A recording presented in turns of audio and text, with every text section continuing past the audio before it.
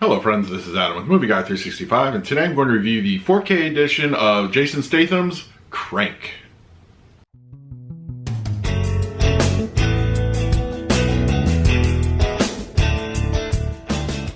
If you're new to the channel, please hit that like button, subscribe, hit that bell notification. I put out videos every single day. You can also find me over Twitter and Instagram at Movie Guy 365.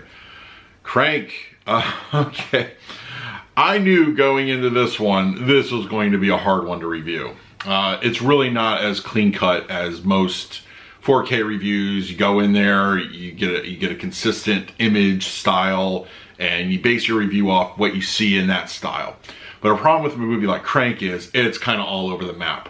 There are several different camera techniques being used, camera filters, different cameras being used. Everything from a SD cam, HD cam to 35 millimeter. This is a tough one. But I'm going to do my best to break it down for you. Now, the color grading, we are given a Dolby Vision / HDR picture image, as well as a Dolby Atmos track. I will touch on the Atmos track, which is a much easier portion to review in a few moments, but let me talk about the picture quality. This one is going to be one of those divisive titles. I'm just going to tell you right now, some people are going to love it, some people are going to hate it. It's not going to be a uniform decision on this one.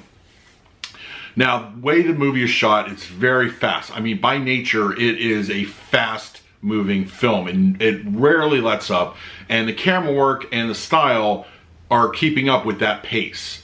So you have, fast motion shots, really quick cuts, slow motion, it's all over the place. So it's really kind of a hard movie to sit there and pinpoint, what really works, what doesn't. But I'm really gonna, so here we go.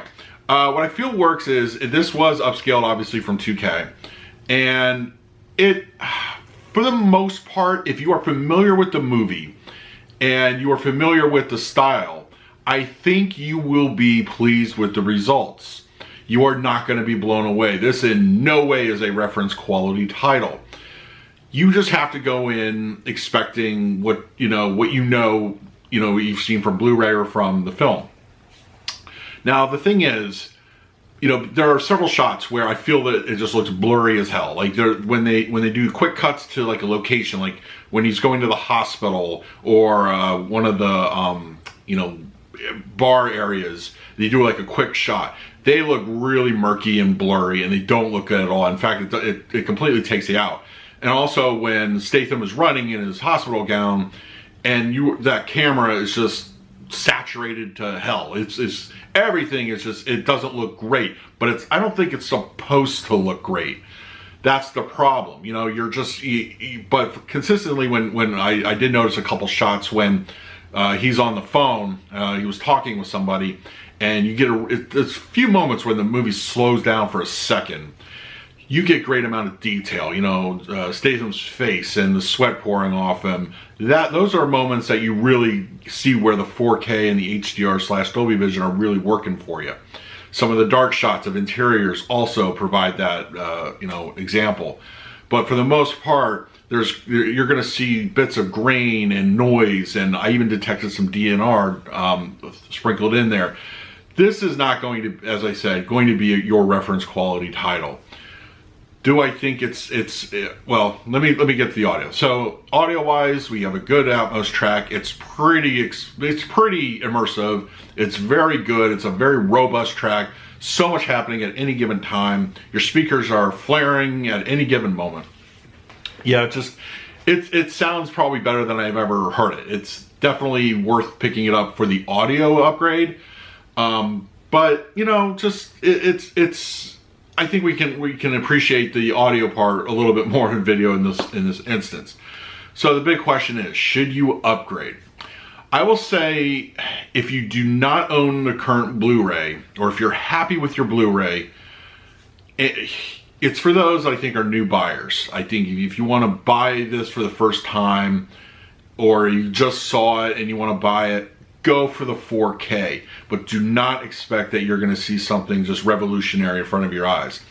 Last time, Lionsgate, I don't know if it's their fault or what's going on behind the scenes there, but there's just too much here to just really break down and be like, this works, this doesn't. unfortunately, it's a bit of a potpourri. It's a mixed bag. I don't think it is a horrible transfer in any way, shape, or form. I just think you need to know what you're going into. A movie, you know, just to give a couple years ago, the release of Dread also has a very similar, you know, back and forth color palette, and there's a lot of grain there. It's kind of like that, but amped up. Obviously, Crank. But, yeah, as I said, if you are a fan of the film, and you really want the best possible thing, go for the 4K. It's relatively cheap. It's not going to be one of those $30 titles. It's on sale. We released week for $15. I feel that was a very worthwhile purchase. I could see it hitting the $10 bin at some point. But if you own the Blu-ray and you don't want to take a chance, maybe hold off on this.